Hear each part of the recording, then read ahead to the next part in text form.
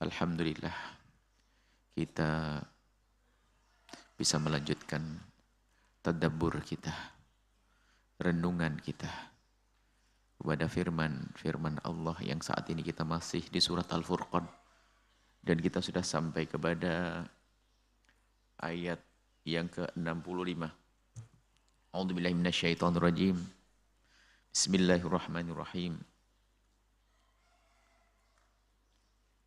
والذين يقولون ربنا اصرف عنا عذاب جهنم إن عذابها كان غراما. Orang-orang yang hamba-hamba terkasih Allah, hamba-hamba terkasih dari Zat yang Maha Kasih, Ibadur Rahman yang disebutkan, yang menyadari dirinya seorang hamba-hambanya Zat yang Maha Kasih, sehingga kesadaran penghambaannya, kesadaran bahwasanya dirinya adalah hamba, menjadikan dia mudah menghambakan diri kepada Allah atau beribadah kepada Allah, menjalankan perintah-perintah Allah dan menjauhi larangan-larangan Allah. Dalam hati mereka hamba-hamba terkasih atau hamba-hamba Zat yang Maha Kasih tersebut punya kesadaran bahwa nanti ada kehidupan setelah kehidupan di dunia, yaitu kehidupan akhirat. Di sana ada dua kampung, yang satu adalah kampung siksa, yang kedua adalah kampung sanjungan, kampung pahala, neraka dan surga. Dan neraka mengerikan.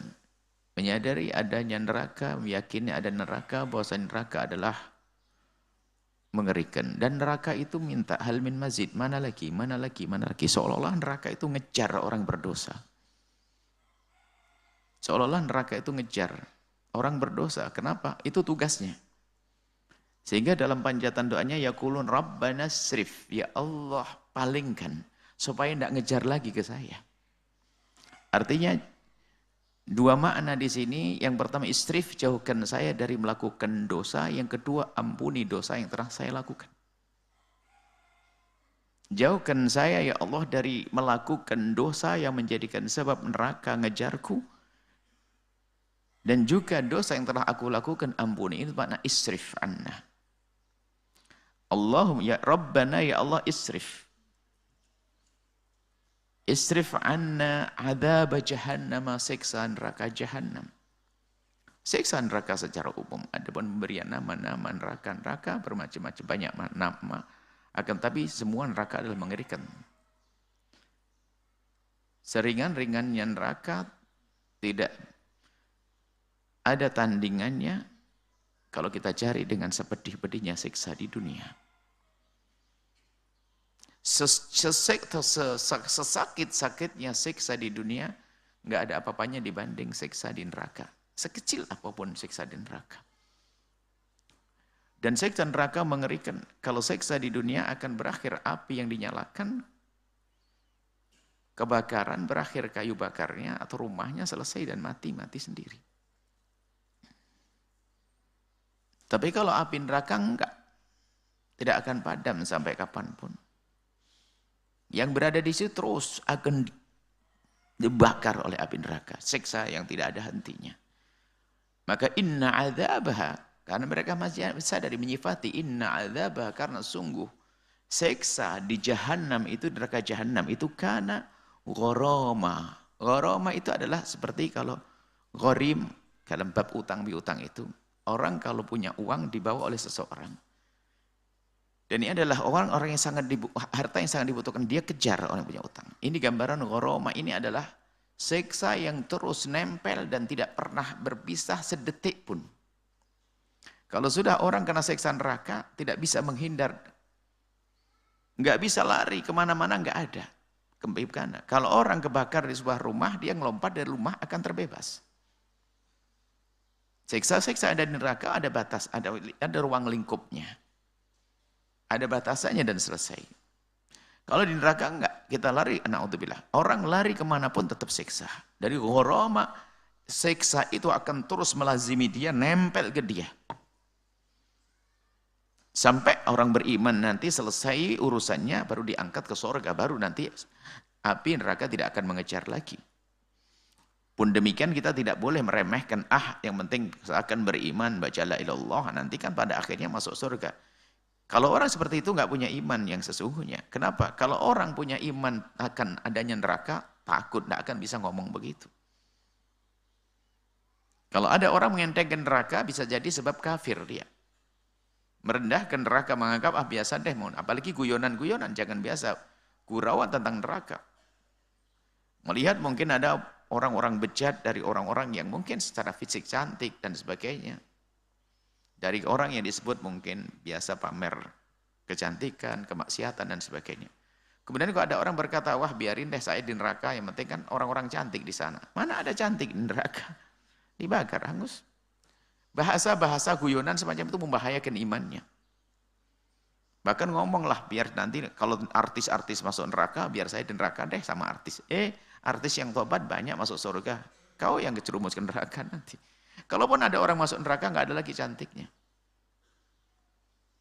Mateng, hangus, tumbuh lagi. Seger lagi badan. Dikebakar, mateng, hangus, hancur. Hangus, balik lagi. Diganti terus. Jadi ada hentinya terus. La yahya wa la yamut, nggak ada istilahnya mati, selesai. Nggak hidup, nggak mati. Dia pengen mati, nggak bisa mati. Kalau seandainya bisa mati, nggak ada. Itu siksa. Maka hadirkan kesadaran akan pedihnya siksa ini agar menghentikan kejahatan atau menjadikan kita menyesali kejadian-kejadian yang pernah kita lakukan dari dosa-dosa itu. Dosa yang pernah kita lakukan, maka dosa yang sifatnya urusan dengan manusia atau dosa antara kita dengan Allah yang sebabnya manusia, urusan syahwat dan seterusnya, zina dan lain sebagainya. Akan datang itu siksa dia. Judi, riba, nanti dosa kepada Allah. Maka akan menjadi sebab orang merasakan pedihnya neraka tadi. Dan siksa mengerikan. Dan jangan mengentengkan siksa neraka. Kalau ada orang guyonan, yang penting di neraka, nanti kan juga masuk surga. Pasti dia tidak menyadari waktu ngomong begitu. Siksa neraka pedihnya nggak kira-kira, panasnya api neraka nggak bisa sehingga sampai dikatakan percikan bukan bara. Percikan api neraka itulah akan tersebar menjadi api dunia semuanya. Kecil banget api dunia ini. Makanya jangan biasa mengentengkan surga, api neraka atau surga guyonan. Dan rasa takut kepada neraka itu ya takut kepada Allah karena yang punya neraka adalah Allah. Sebab kalau sudah disebut neraka adalah tempat murka Allah. Gak usah sok-sok deh, aku gak pernah takut neraka dan sebagainya. Yang penting kan Allah ridho kepadaku. Iya betul, tapi ngomong gak usah takut ke neraka itu, faham enggak? Allah saja ngajari minta doa seperti ini. Rabbana srif anna. Ada hari ini kan orang sok-sokan. Yang penting Allah. Masuk neraka pun saya gak apa-apa. Ya gak masuk neraka gak apa-apa. Gimana? Ya jangan, mengajari jangan dimasukkan neraka. Rabbana atina fid dunya hasanah wa fil akhirati hasanah wa qina adzabannar. Kok sok banget hari ini gaya-gaya belajar tasawuf sedikit saja rusak sok banget. Kalaupun masuk neraka enggak apa-apa. Yang penting Allah ridha. Ya enggak, kalau masuk neraka Anda ridha sama kamu Allah. Aneh sekali. Enggak usah main-main neraka. Maka hadirkan. Sehingga ada sahabat Nabi itu ditanya bagaimana kok engkau itu di setiap ada perintah Allah kok begitu cepat dan bergegas engkau menjalankannya. Dan di saat ada larangan begitu mudah engkau meninggalkannya. Apa jawabannya? Setiap ada keharaman aku bayangkan neraka di mataku. Neraka di mataku. Siksa. Yang orang tidak bisa lari. Maka menghadirkan kesadaran akan pedihnya neraka itu penting. Belajar tasawuf penting tapi nggak usah sok-sokan deh. Aku nggak perlu surga. Jangan bilang nggak perlu surga. Kita diminta diajari Nabi, nas'alukul jannata. Aku minta kepadamu ya Allah surga. Memang Memang ada aliran-aliran yang katanya aliran orang tasawuf sufi, tapi merusak tasawuf itu sendiri banyak. Nah, kita perlu menegaskan, kita perlu orang itu sampai kesadaran bahwasanya neraka itu pedih, mengerikan. Hukuman Allah ada di sana. Yang berani mengentengkan neraka, gini aja deh, di dunia saja. Nggak usah pakai di neraka, dibakar sekujur tubuhnya. Pinjam punggungnya, kita patungan ini ngumpulin duit 10 juta. Ada orang pinjam punggungnya, letakkan setrika setengah menit aja deh, setrika panas. Boleh enggak kira-kira? Punggungnya enak sekali gitu. Yes, ayo ngomong. Mau ngomong neraka, main-main. Jadi perlu. Sehingga kelezatan seperti apapun, hasrat untuk bersuka ria, kalau ternyata akibatnya adalah pedih, kalau orang sadar nggak akan mampu melakukannya. Kita hadirkan sebuah contoh begini loh ya. Ada seorang anak muda, mungkin, yang lagi syahwatnya bergolak, semangat-semangatnya, urusan zina. Dan dia hobi zina, nggak pernah peduli halal haram. Kemudian ada informasi bahasanya ada perempuan paling cantik di kota itu. Dijamin sehat, bersih. Oke lah, secara syahwat dia akan cukuplah, sangat cantik. Dan anak-anak muda boleh mendaftar nanti, free bisa tidur dengan dia beberapa jam.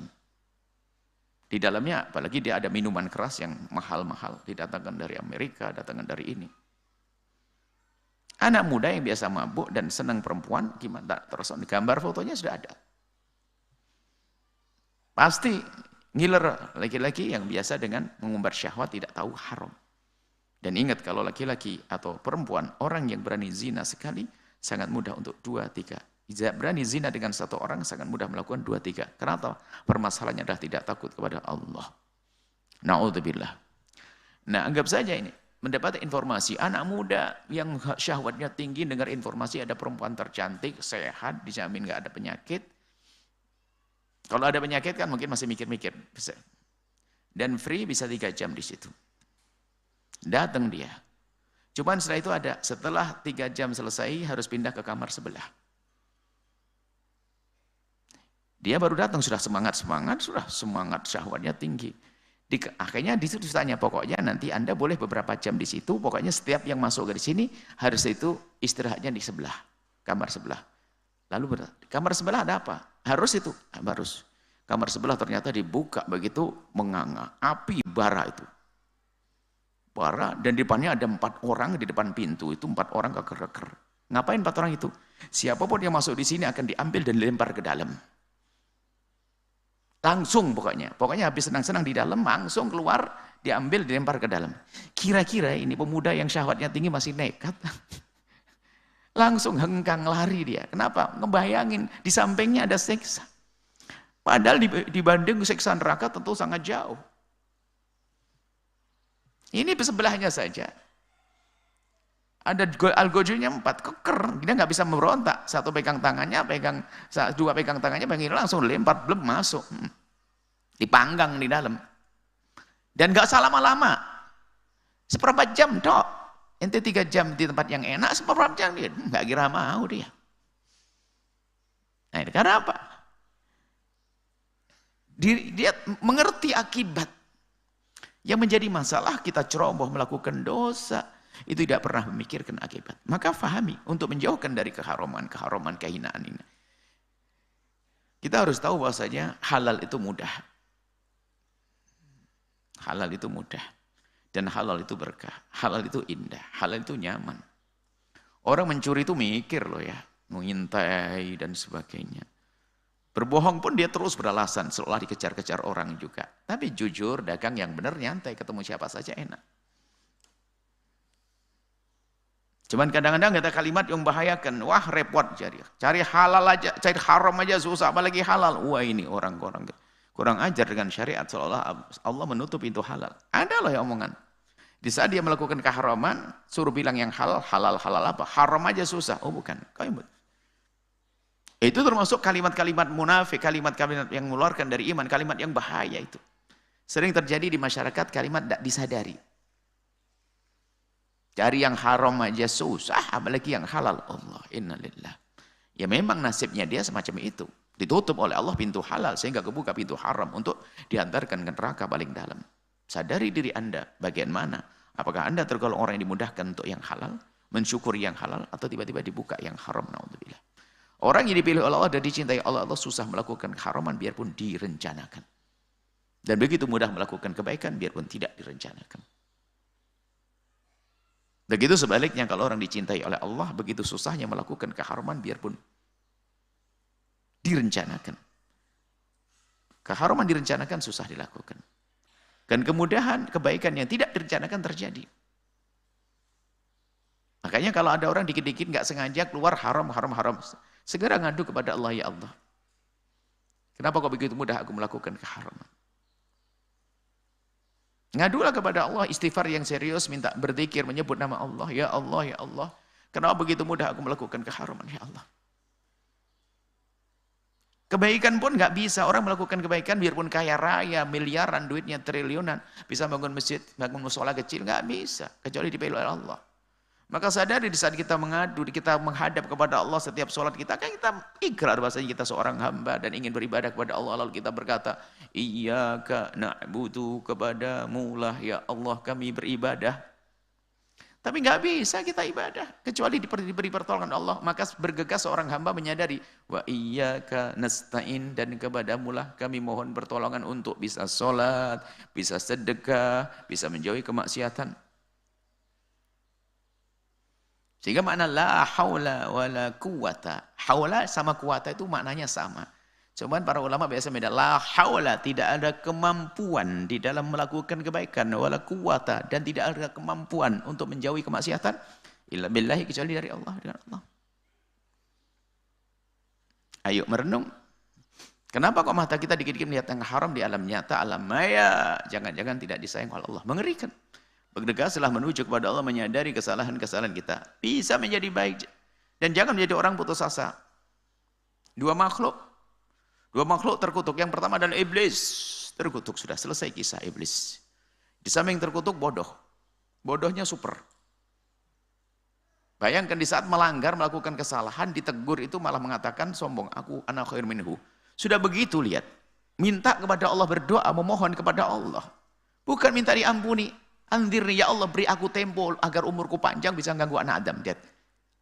Mintanya aneh. Dan dikasih oleh Allah. Coba minta yang baik kan enak. Kan dalam Al-Quran disebutkan, iblis itu lihat. Setelah dia begitu, dia mintanya adalah beri aku tempo umur panjang agar aku bisa menggoda anak Adam sepuas-puasku. Dikasih. Coba ya Allah berikan kebaikan.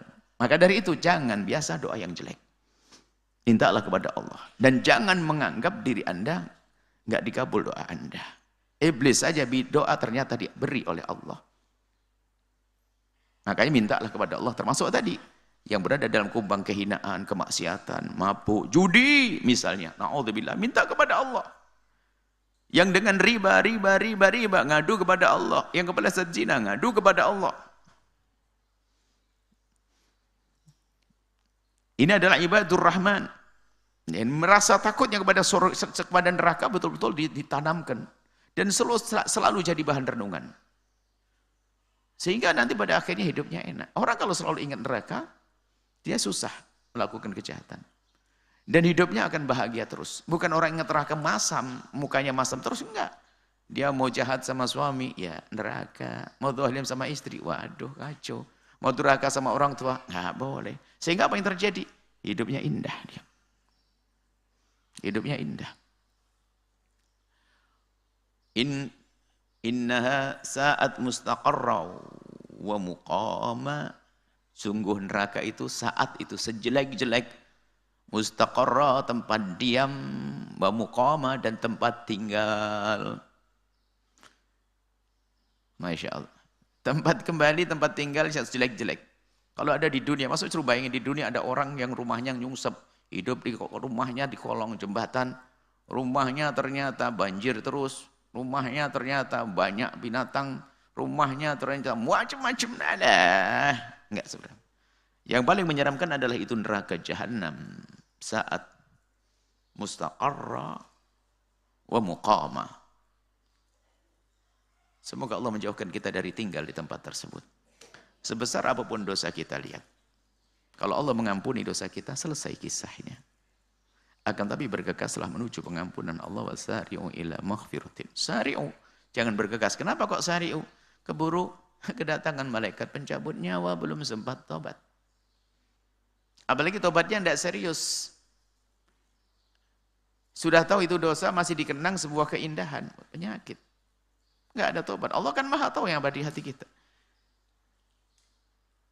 Orang kalau mengingat dosa dan dia menyesal tobat yang sungguhnya, dia akan mengingat itu adalah dengan benci kepada pekerjaan tersebut.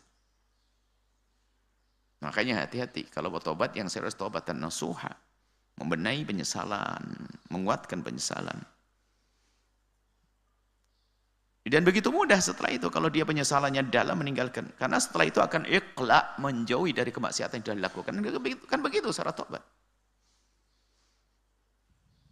Makanya kalau ada orang tobat kok ternyata masih mencoba mengingat-ingat, menyebut-nyebut tentang itu, dikhawatirkan bahwasanya ternyata belum bisa tobat yang sesungguhnya. Dan Allah Maha Kasih. Tetap kita harus merenung. Allah Maha Kasih, Allah Maha Kasih. Kembalilah kepada Allah siapapun yang punya dosa. Jangan sampai keburu kita mati. Tak tahunya masuk neraka saat mustaqarru muqamah. Kemudian ada lagi walladzina, orang-orang yang benar, yang baik, hamba ibadur rahman tadi, yamsuna ala ardi qauna, di dunia itu hidupnya enggak sombong. Ada orang dengan jabatan sombong mentang-mentang, dengan kekayaan mentang-mentang, sudah fakir nyungsep pun masih ada yang sombong. Nah, macam ini berlebihan banget, Bang. Sombong kok jadi hobi. Ada suami ngasih nafkah enggak dan sebagainya sama istrinya, sewenang-wenang dengan kesombongannya. Istri juga begitu. Ada hidupnya orang sombong. Kayak iblis. Bukankah makhluk pertama terkutuk? Makhluk terkutuk, pendosa pertama. Makhluk pertama dosa. Dan makhluk pertama terkutuk adalah karena kesombongannya. Iblis aba wastakbaroh. Kesombongan iblis terjadi. Kemudian kalau kita lanjutkan, kejahatan pertama pada manusia yang terjadi sebelum yang lainnya adalah dari hasud, kisah Qabil Habil sebelum yang lainnya. Makanya kalau ada orang sudah sombong, suka menghasut, lengkap. Dia iblisnya ada dan itu adalah termasuk pendosa pertama. Dosa pertama manusia dilakukan juga. Di bumi ya, di bumi, kejadian di bumi. Baik, kemudian walladzina idza anfaquna, orang yang benar nanti lihat di dalam mengurusi kehidupan sendiri, ini setelah terlepas urusan dengan Allah, dengan manusia dia selesai dia. Urusan dirinya sendiri yang ada hubungannya bukan dengan badannya atau yang lainnya, tapi dengan hartanya. Dengan hartanya, wa idza anfaqu walladzina idza anfaqu. Dicermati, orang benar itu kalau berderma atau mengeluarkan hartanya untuk kebutuhannya. Anfaqu di sini maknanya luas, bukan sekedar infak.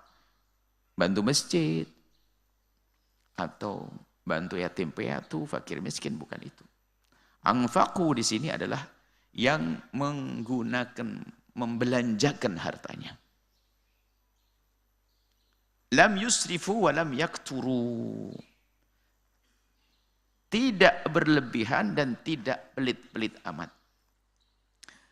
Jadi ini bukan sekedar sedekah saja, termasuk urusan-urusan halal, urusan pribadi, urusan yang bukan bukan berderma. Membelanjakan, belanja. Derma termasuk di atas. Kalau sedekah, tidak ada istilahnya mubadir. Sebanyak apapun sedekah enggak mubadir. Kenapa? Sebetulnya dia akan telah menabung. Enggak ada mubadir orang sedekah. Kalau sebuah kebaikan, amalan kebaikan, kesunahan dengan hartanya, enggak ada istilahnya, dianggap sebagai berlebihan atau mubadir. Mubadir itu adalah sesuatu yang enggak ada hubungannya dengan pahala dan seterusnya. Jadi ada banyak penjelasan dari para ulama. yang katanya israf itu lam yusrifu itu pertama, dan itu sudah disepakati. Orang yang membadirkan harta dan dia adalah pendosa adalah apa itu? Menggunakan hartanya untuk yang haram. Lo dibeli itu haram.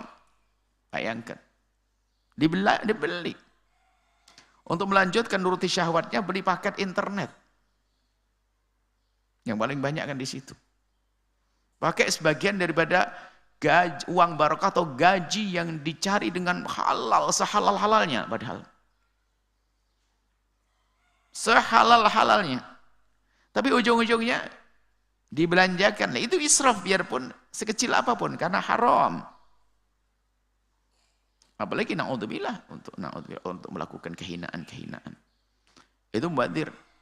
Yang ikhwanu syayatin yang menjadi kawannya setan. Setan senang dengan itu semuanya. Sehingga kalau urusan harta kan pertanyaannya kan double. Dari mana kau dapat dan kau gunakan untuk apa? Tidak cukup saya dapat dengan cara yang benar dan halal. Enggak sampai begitu. Kalau namanya dunia harta. Kemudian dilanjutkan kau gunakan untuk apa? Bisa saja ancur-ancuran di dua-duanya, ngambilnya caranya haram, dermakan di tempat yang haram. Wah, full haram. Ada yang mengambilnya dengan cara yang benar halal, tapi digunakan yang haram. Sengsara juga. Atau caranya haram, tapi sok dia bangun masjid, sedekah, fakir, miskin. Dari yang haram, nggak akan sampai kepada Allah. Sebab sebaik apapun tujuan, kalau ditempuh dengan cara yang tidak baik, tidak akan sampai kepada Allah. Seperti bangun masjid adalah bagus, tapi gerakkan anak muda untuk ngerampok sama panitanya untuk melacur. Seperti wudhu, tapi pakai air kencing, mana mungkin bisa suci. Makanya, sebelum Anda berpikir bagaimana Anda bersedekah, berbuat baik, pikirkan bahwasanya rizki Anda halal. Rizki Anda halal, lebih baik Anda mengurusi bisnis Anda agar halal, jangan memikirkan tentang bangun pondok atau masjid. Dan saya ingatkan. Lalu yang bantu kiai-kiai gimana? Ntar ada yang lain selain Anda. Anda urusi diri Anda sendiri biar benar. Karena pondok atau kiai, ulama itu menghantarkan Anda untuk selamat. Bukan berbuat baik dengan hawa nafsu.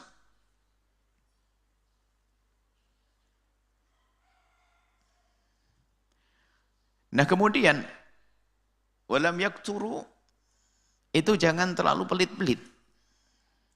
Pelit ini yang pertama adalah pelit dalam kebaikan. Dari zakat pelit, wah ini juga iktar. Cuman kita ingin yang nyata seperti apa sih?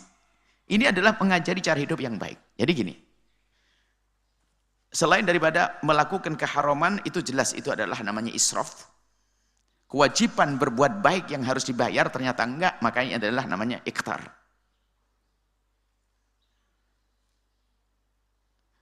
Nah kemudian kita masuk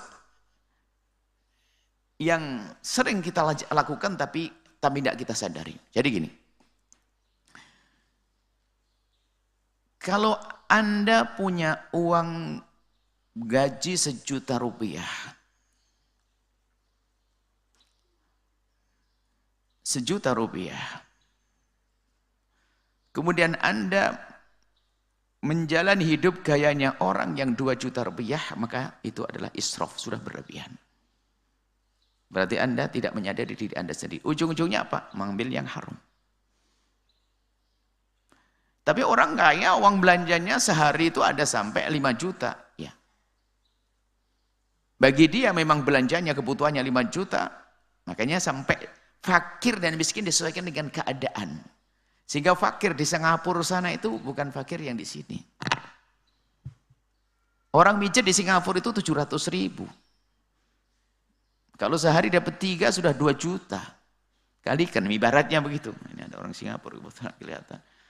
Tukang pijit nih, $60 Singapura. $70 Singapura. Itu kan sudah 700 misalnya. Jadi fakir di sebuah tempat beda dengan fakir. Fakir di Jakarta itu beda dengan fakir di kampung yang ada di Blitar sana. Jadi lingkungannya seperti apa. Maka makna boros dan pelit ini disesuaikan juga dengan pemasukannya seberapa. Orang yang hidupnya adalah biasa dengan uang, punya penghasilan 1 juta rupiah. Kok dia belanjanya lebih dari itu, maka dia adalah termasuk orang israf, berlebihan. Tidak mau mengukur dirinya sendiri. Maka dia melakukan keharaman, sudah salah. Duit-duitku sendiri, iya. Tapi kenapa tidak kau atur? Karena ada orang lain bisa cukup dengan 1 juta kok. Ada loh ya. Coba gini saja lah, di sebuah kehidupan lingkungan tertentu, tatanan, entahlah pondok atau apa. Ini ada loh ya. Orang, uang barokahnya, gajinya sama. Yang satu punya anak 2, tapi tenang saja, nggak pernah bingung tentang utang dan sebagainya. Yang satu belum punya anak itu nggak pernah cukup. Coba, kenapa? Ikhtar dia. Israf, berlebihan dia pasti cara menggunakannya. Gampang ganti handphone, sok-sokan. Gampang ganti motor. Nggak pernah merasa cukup dengan kontrakan yang sederhana. Karena dia mengukur dirinya sendiri, terseksa. Karena apa? Yang dipikirkan adalah bagaimana matanya orang melihat saya. Bodoh sekali orang hidup diatur oleh matanya orang. Sehingga hari ini ada orang pengen tampak di depan manusia, tampak kaya. Hutangnya setumpuk. Action, dia mobilnya mewah. Kemana-mana pakai tas mahal dan sebagainya. Hidup-hidup terseksa semacam itu.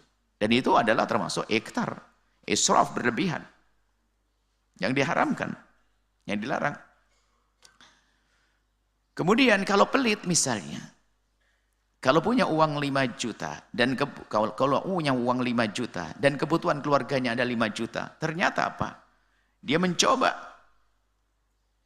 mengurangi sampai semuanya serba tidak nyaman. Padahal ada. Ada tapi dibikin keluarganya tidak nyaman, itu termasuk pelit. Tapi kalau memang tidak nyamannya karena memang tidak ada, maka yang wajiban bagi dia adalah bagaimana dengan seadanya menjadi nyaman, kepuasan hati. Yang ada adalah suami itu mampu menyenangkan keluarganya, tapi pelit. Bukan suami yang baik dia.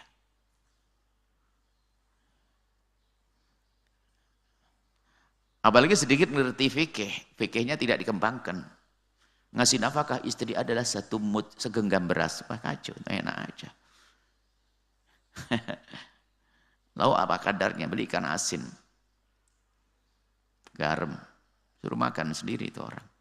Kalau memang nggak adanya, nggak mampu, wajar. Dan harus seorang istri bagaimana menjadikan, nah ini termasuk kejelasan seorang istri adalah seberapapun nafkah yang diberikan oleh suamimu, hebatnya seorang istri, yang menjadi dia tidak ikhtar dan juga tidak israf adalah bagaimana dengan yang ada dicukup-cukupkan.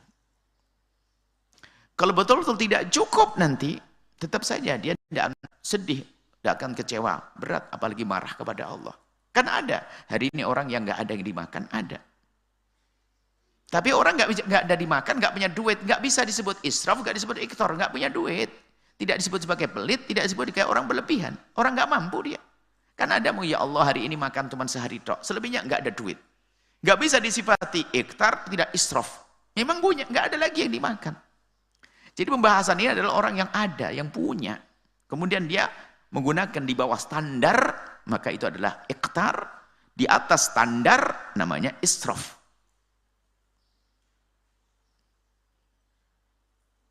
Wa kana baina dzalika qawama. Maka hidup yang benar itu adalah jangan boros-boros amat. Biar punya tabungan, jangan pelit-pelit amat, bikin hidup gak nyaman. Makanya wa kana baina dzalika qawama. Qawama itu menjadi tegak hidupmu. Subhanallah. Menjadi benar hidupmu. Baik hidupmu.